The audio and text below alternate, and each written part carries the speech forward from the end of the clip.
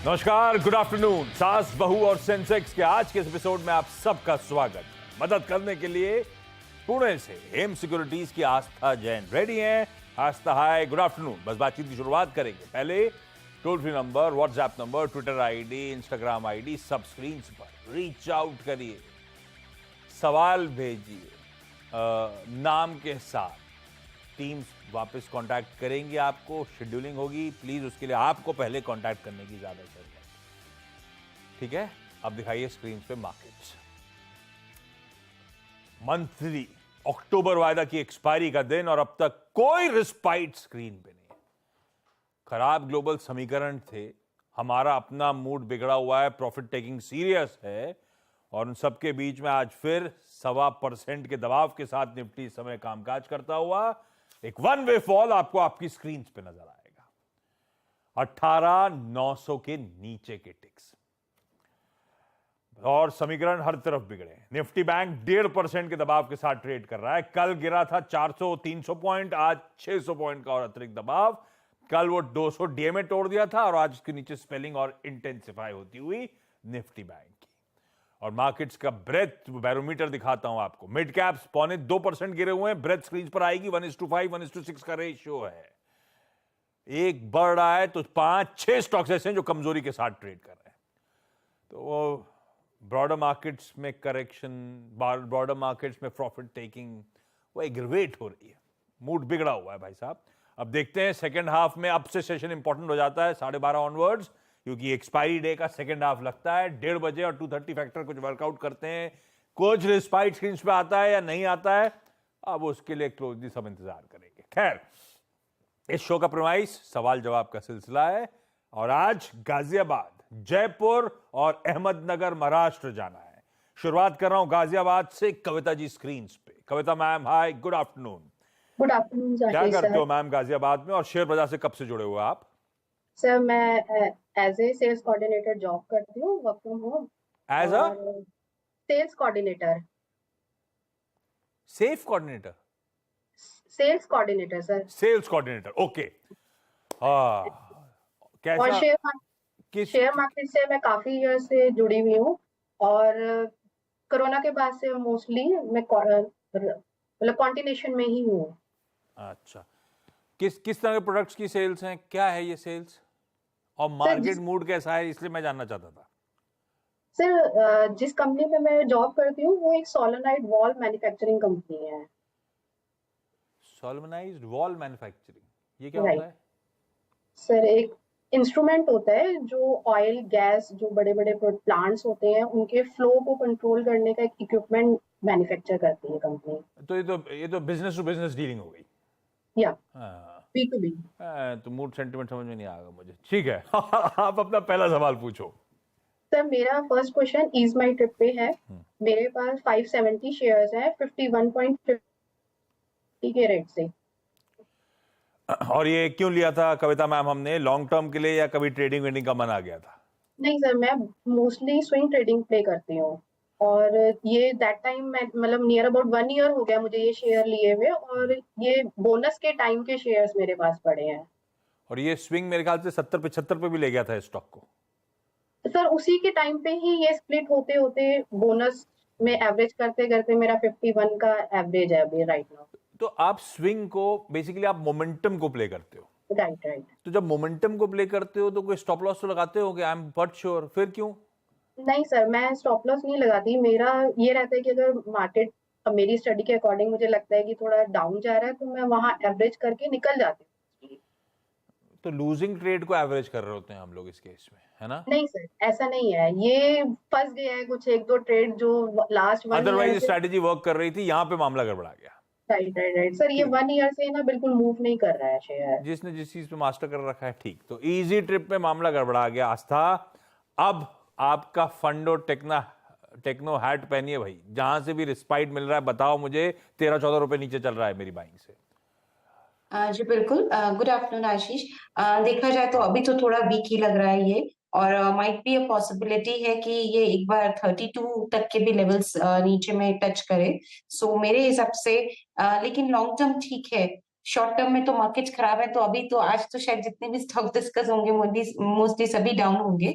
But ma'am long term का horizon रखते हुए आपको होल्ड करना पड़ेगा। स्टॉप लॉस के तौर पे आप चाहें तो एक बार 30 का लेवल रख सकते हैं। मैं थोड़ा सा डीप स्टॉप लॉस दे रही हूँ, लेकिन मार्केट्स खराब है इसलिए थोड़ा डीप स्टॉप लॉस ही देना पड़ेगा। तो 30 के स्टॉप लॉस के साथ अभी तो बने रहे, लेकिन थोड़ा वीक हो रहा है स्टॉक, तो उसका जरूर ध्यान रखें। सिर्फ और सिर्फ लॉन्ग टर्म का व्यू है तो इसको होल्ड रखना है 30 के स्टॉप लॉस के साथ। तेजी के लिए एक बार इसको जो लेवल पार करना होगा वो 41 का होगा। 41 के ऊपर गया तो पहले तो हमें 45 और उसके बाद मुझे लगता है कि आपकी कॉस्ट प्राइस भी देखने को मिलेगी जो कि अराउंड 51 के आसपास है। पर समय लग सकता है, आपकी पोजीशन को एटलीस्ट 3 से 4 महीने की समय सीमा को ध्यान में रखते हुए बने रहें स्टॉप लॉस के साथ। 30 का स्टॉप होपफुली आपके बाइंग लेवल्स के आसपास इवेंचुअली पहुंचे। For the time being Kavita ma'am hold करेंगे। जयपुर से गुंजा जैन स्क्रीन पे। गुंजा मैम गुड आफ्टरनून। गुंजा मैम, आप कितने समय से शेयर बाजार से और कैसे स्टॉक चुनते हो आप? बेसिकली सीएनबीसी आवाज देख के सिलेक्ट करते हैं। हाँ, तो मतलब तो बस आवाज अभी के जितने स्टार्ट दिन भर में तो बहुत कॉल आते हैं आवाज में, फिर कैसे डिसाइड करते हो, कैसे फिल्टर करते हो आप? वो थोड़ा हस्बैंड भी गाइड करते हैं, तो साथ में मिलकर डिसाइड करते हैं। तो मतलब फिर क्या होता है, मतलब आप लोग सीएनबीसी आवाज में जो कॉल्स पैनल दे रहा होता है वो लिख लेते हो और फिर उसके बाद हस्बैंड आप मिलकर डिसाइड करते हो ये हाँ। अच्छा नहीं लग रहा है, ये अच्छा लग रहा है, ऐसा? फिर थोड़ा उसको सर्च भी करते हैं, उसके बाद डिसाइड करते हैं इसमें इन्वेस्ट करना है कि नहीं करना है। नहीं तो वो इन्वेस्टमेंट लंबी अवधि के लिए कर रहे होते हो कि ट्रेडिंग आइडिया होता नहीं, है? बेसिकली स्ट्रेटेजी है कि थोड़ा प्रॉफिट बुक करके एग्जिट करने का रहता है। हाँ, तो ठीक है। अच्छा गुंजा मैम, तो अब तक की स्ट्रेटेजी पे ऑफ कर रही है, कमाई हो रही है? नहीं, अभी तो नहीं, क्योंकि अभी तो मार्केट ही पूरा नहीं मतलब ओवर डाउन है। पीरियड ऑफ टाइम जब से कर रहे हो आप तब से हो रही थी कमाई, नेट नेट कमाई हो रही नहीं, है? कभी हुई है, कभी लॉस भी हुआ है। जब लॉस हुआ है तो फिर होल्ड कर लिया उसको। बाकी लॉस भी हुए हैं क्योंकि हमने पहले क्या है, हम फ्यूचर में चले गए थे, एफएनओ करने लगे थे, उसमें काफी लॉस हुए। तो फिर हमने डिसाइड किया वो छोड़ के अब शॉर्ट टर्म के लिए इन्वेस्ट करके अपना प्रॉफिट बुक करेंगे और एग्जिट करेंगे। गुंजा मैम, पहला सवाल। मेरे पास आरती इंडस्ट्रीज है, 200 शेयर्स हैं 487 पे। और ये भी ट्रेडिंग वाला था जो फंस गया मामला? नहीं, ट्रेडिंग नहीं था। बेसिकली लिया था कि शॉर्ट टर्म के लिए इन्वेस्ट करेंगे, प्रॉफिट बुक करके एग्जिट करेंगे, बट अभी तो डाउन ही है। तो फिर ट्रेडिंग ही शॉर्ट टर्म मतलब क्या हुआ गुंजा मैम? कितना समय आप लोग अंदाजन रुकने का मन बनाते हो? आरती में जब उतरे थे तो कितने समय के लिए? 2-3-4 महीने। तो ट्रेडिंग ही है, ले देके पोजिशनली आप रखते हो स्टॉक्स को, मुनाफा आता है तो निकल जाते हो। यहाँ पे मामला गड़बड़ा गया, 50 रुपए नीचे चल रहा है। आज तक क्या करें आरती में? जी बिल्कुल, देखिए आरती की अगर हम बात करें, आरती इंडस्ट्रीज की, तो वही मैंने जो बोला था, चार्ट्स तो अभी सारे ही डाउन है, तो ये भी वीक ही लग रहा है। फंडामेंटल हेड पहन लो, आरती फंडामेंटली कैसा है? देखिए फंडामेंटली यहाँ पे ठीक ही लगता है। थोड़ा सा मार्जिन्स में हमने देखा था, थोड़ी सी वीकनेस तो थी मार्जिन्स में, लेकिन मुझे लगता है कि थोड़ा ये लॉन्ग टर्म के हिसाब से देखें तो फंडामेंटल्स में शायद मार्जिन्स आगे जाते हुए मुझे लगता है कि ठीक होने चाहिए, और इसी वजह से मैं यहाँ पे होल्ड की रेटिंग देना चाहूंगी। तो अभी तो हम होल्ड रखें, फंडामेंटली ठीक ठाक है, फंडामेंटल में अभी बहुत स्ट्रेंथ नहीं है, बट लॉन्ग टर्म के लिए ये ठीक लग रहा है और इसीलिए आप बने रहें। अगर मैम आप बने रहेंगे तो एक स्टॉप लॉस के साथ बने रहें, जो कि तकरीबन आता है यहाँ पे मेरे हिसाब से बढ़िया स्टॉप लॉस तो थोड़ा सा 420 के जोन में है, छोटा ही स्टॉप लॉस है। या तो 420 के जोन में स्टॉप लॉस लगा के होल्ड करें, वो ट्रिगर होता है तो पार्शियली एग्जिट करें। और बाकी इसमें जब भी तेजी आएगी तो मेरे हिसाब से एक बार 475 के ऊपर ये चलने लगा तो फिर से ये तेजी लौटेगी। आपकी कॉस्ट प्राइस बहुत दूर नहीं है मैम, तो मेरे हिसाब से इसीलिए छोटा स्टॉप लॉस में दे रही हूँ ताकि बड़ा नुकसान ना हो। तो आप 420 के स्टॉप लॉस के साथ होल्ड करें, ट्रिगर होता है तो पार्शियली एग्जिट करने का ट्राई करें। अहमदनगर जा रहा हूं, महाराष्ट्र। भारती जी स्क्रीन पे। Bharti ma'am good afternoon. Good afternoon sir. Ma'am पहला सवाल कौन सा आपका? सर मुझे शीश इंडस्ट्री के बारे में पूछना था। मैंने 68 पे लिया था 50 क्वांटिटी, तो उसमें अभी मैं क्या करूं, अब गिरते ही जा रहा है वो। शीश इंडस्ट्रीज, ये हमारे एडिड नहीं है डायरेक्टर साहब? नहीं, मेरे ख्याल से एडिड ही नहीं है हमारा स्टॉक। ये शीश इंडस्ट्रीज कहां से आया था Bharti ma'am idea? Sir YouTube के चैनल फॉलो करती हूँ तो उससे दिखा था। हाँ, तो अब तक फॉलो करते तो सारे स्टॉक कमा के दे रहे थे, ये गड़बड़ हुआ है या सारी गड़बड़ हो गए? नहीं सर, अभी थोड़े फॉर लॉस में हूँ, पर बहुत ज्यादा लॉस में है, कुछ कुछ बहुत ज्यादा प्रॉफिट में भी है। मैं लॉन्ग टर्म के लिए इन्वेस्ट करती हूँ तो प्रॉफिट अच्छा है। ये यूट्यूब चैनल का आइडिया कहाँ से आया था? आप खुद ही ढूंढते ढूंढते पहुंच गए थे किसी यूट्यूब चैनल पे? हाँ, खुद ही ढूंढती हूँ सर। तो ये तरीका थोड़ा सा रिस्की है, अपन उस आदमी को जानते भी नहीं जो स्टॉक आइडियाज दे रहा है। कि आज तक अभी मेरे को तो शुरू में लगा था जब प्रोड्यूसर साहब ने दिखाया कि शिश इंडस्ट्रीज है, तो मैंने कहा कुछ ऊपर का अक्षर भूल गया है प्रोड्यूसर साहब। आशीष होगा, कुछ शिशी, कुछ तो कुछ होगा, लेकिन ये शिशी है। शिश इंडस्ट्रीज का क्या करना है? देखिए ये प्लास्टिक प्रोडक्ट्स में है ये कंपनी। और जहां तक मैं देख पा रही हूँ इनके जो फाइनेंशियल्स थे वो तो ईयरली तो ठीक ठाक थे। क्वार्टरली जो अभी फाइनेंशियल्स आए थे उसमें दम नहीं है मैम। उसमें डी ग्रोथ आई है, 12% की नेट प्रॉफिट में डी ग्रोथ आई है, क्योंकि इन्होंने सिर्फ 1 करोड़ 80 लाख का ही कुछ प्रॉफिट दिखाया है सितंबर 23 के क्वार्टर में, जो कि मेरे हिसाब से थोड़ा सा डाउन है as compare to last year जहाँ की 2 करोड़ का प्रॉफिट था। तो छोटी कंपनी है, कोई बहुत बड़ी कंपनी नहीं है ये। और प्लास्टिक प्रोडक्ट्स में ये लोग काम करते हैं। शीश इंडस्ट्रीज के अब मैं टेक्निकली अगर बात करूं, क्योंकि फंडामेंटल तो जो मैं देख रही हूँ वो ठीक ठाक ही लग रहा है, डेट भी कुछ हैवी नहीं है। लेकिन टेक्निकली मैम शीश इंडस्ट्रीज को थोड़ा सा हम लोग भी ट्रैक नहीं करते, तो मेरे पास भी यहाँ पे मुश्किल हो रही है ट्रैक करने में इसको। शीश इंडस्ट्रीज में टेक्निकल चार्ट्स मैम अभी तो थोड़े वीक लग रहे हैं। इसको जो सपोर्ट आया है वो 99 के लेवल पे है, क्योंकि जो 99 है वो 50 वीक्स का एक्सपोनेंशियल मूविंग एवरेज है। तो अभी ये थोड़ा सा वीक हो सकता है, लेकिन 99 के स्टॉप लॉस के साथ अगर आप रिस्क ले सकते हो तो होल्ड करो, नहीं तो आप निकल जाओ, क्योंकि ये कोई बहुत बड़ा काउंटर नहीं है, मिड कैप्स में है अभी बड़ी सेलिंग। तो रिस्क लेना है तो होल्ड करना है स्टॉप लॉस के साथ, रिस्क नहीं लेना है तो एग्जिट भी कर सकते हैं। पर इस केस में लकी है, 68 पे लिया हुआ है, अभी भी 112 पे। जिसने भी रिकमेंड करा था, खैर हम लोग तो ट्रैक नहीं करते ना, आस्था ही इवन करती हैं, पैसा बना गया है। पर ध्यान रखिएगा फिन इन्फ्लुएंसर्स को लेकर रजिस्टर्ड हैं कि नहीं है, ऐसे ही यूट्यूब पे सर्च करते करते मत पहुंच जाइए, काफी सारे धांधली के इश्यूज सामने आते चले जा रहे हैं। थोड़ा सा कॉशियस रहिए, अप्रोच गड़बड़ है ना, ध्यान रखिएगा मैम, पैसा अपना है। कविता मैम अगला सवाल। सर मेरा नेक्स्ट क्वेश्चन पीएनबी बैंक पे है। मेरे पास 335 शेयर्स हैं 79.50 के रेट से। पीएनबी, डायरेक्टर साहब, और ये भी ये कविता मैम लॉन्ग टर्म के लिए लिया है कि ट्रेडिंग वाला है? नहीं सर, ये भी स्विंग ट्रेडिंग के लिए था। आज सारे सवाल वो उठा रहे हो आप जो स्विंग ट्रेडिंग वाले फंस गया मामला है ना, ऐसा मानूं? बाकी पोर्टफोलियो में कई सारे स्टॉक हैं जो बेहतर कर रहे हैं। Right sir. ठीक है, डॉटर आपके पीछे? Yes sir. हाय कहिएगा उसको हमारी तरफ से।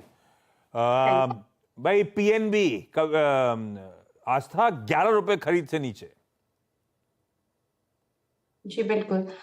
देखिए पीएनबी तो अभी वीक ही लग रहा है, ऑल्दो कंपनी ने यहाँ पे काफी एफर्ट्स लिए हैं अपने असेट क्वालिटी को इम्प्रूव करने में, पूरा फोकस भी किया है डिजिटलाइजेशन की तरफ, लेकिन मार्केट्स खराब है। बैंक निफ्टी हम भी देख रहे हैं कितनी वीक है, तो उसका यहाँ पे खमियाजा ये स्टॉक भी भुगत रहा है। मेरे हिसाब से अभी और ये वीक होगा। मेजर सपोर्ट अब इसको जो लेवल पे आ रहा है वो 66 है। मैम इसमें होल्ड करना है लॉन्ग टर्म के लिए, लॉन्ग टर्म के लिए बने रहिए, लेकिन स्टॉप लॉस के साथ, जो कि तकरीबन मैं तो बड़ा ही दे रही हूँ 61 का, लेकिन चांसेस हाई है कि एक बार ये 66 तक आए और वहां से एक सपोर्ट पकड़ने का प्रयत्न करें अगर मार्केट्स ने इसको सहारा दिया तो। आप लॉन्ग टर्म के लिए होल्ड करेंगे 61 के स्टॉप लॉस के साथ। तेजी के लिए एक बार 73 का लेवल पार होना जरूरी है, उसके ऊपर गया तो फिर हमें एक अच्छे लेवल्स देखने को मिलेंगे जो तकरीबन 77 से लेके 80 तक इस काउंटर को ले जा सकते हैं, लेकिन समय लगने वाला है 2 से 3 महीने का। गुंजा मैम अगला सवाल। मेरे पास LIC इंडिया के 20 शेयर्स हैं 653 पे। चलिए आपकी खरीद तो बेहतर है, हम तो सब बहुत सारे लोग आईपीओ में फंसे हुए हैं, कितनी सारी क्वेरीज आती थी, आपकी क्वेरी तो 650 रुपए की है। आस्था फिर भी लॉस ही हो रहा है 50 रुपए का। LIC क्या करें भाई? देखिए यहाँ चार्ट ज्यादा वीक पोजीशन में है, ये थोड़ा और ज्यादा नीचे जाएगा। इनफैक्ट मुझे लगता है कि एक बार 570 तक जाने का भी ये एक कोशिश कर सकता है। तो मैं तो सलाह यही दूंगी कि LIC में पार्शियली तो थोड़ा सा एग्जिट करें और रिमेनिंग को होल्ड करें। स्टॉप लॉस चाहे से तो ये लगा सकते हैं 550 का।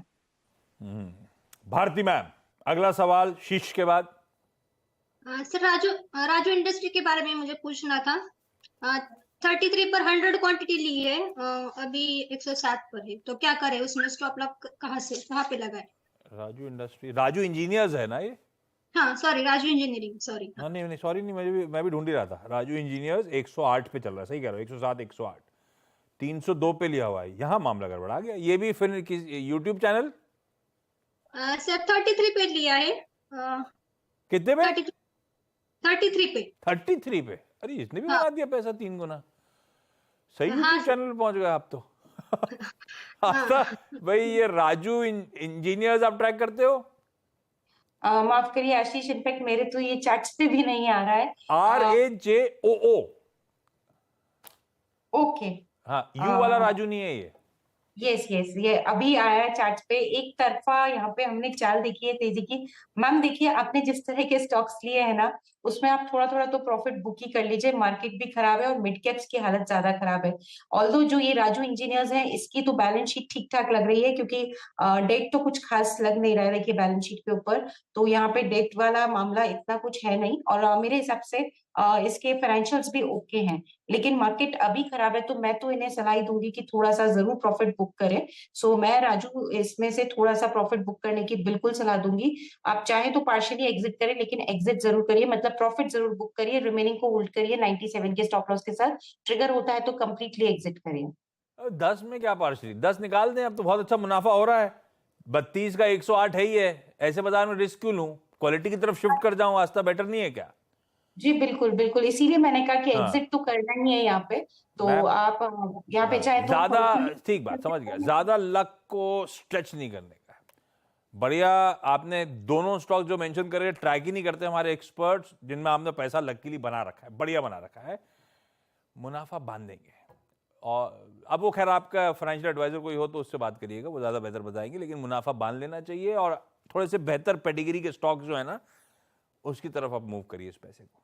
ये समय बाजार में बिल्कुल सही टाइम है, कई सारे बढ़िया पेडिग्री के स्टॉक्स करेक्ट हो रहे हैं, तो चाहिए तो यहां से मुनाफा बांध के वहां मूव करिए। चलिए भाई, इस नोट पर Kavita ji, Gunja ma'am, Bharti ma'am, thank you so much, आप सब जुड़े इस प्लेटफॉर्म पे, सीनबी से आवाज पे अपनी क्वेरीज रेज करी। आस्था थैंक यू, सारी क्वेरीज बढ़िया तरीके से सॉल्व करने। क्विकली छोटा सा ब्रेक के उस पार। अच्छा, आज ना चाचा भतीजा, चाचा जी निकल गए आज बेंगलुरु, तो आज अवेलेबल नहीं थे। किसी और दिन चाचा भतीजा निफ्टी को सोशल मीडिया प्लेटफॉर्म से सब्स्टिट्यूट कर लेंगे, आज नहीं होगा। ब्रेक ले रहा हूं, ब्रेक के उस पार एक मार्केट चेक।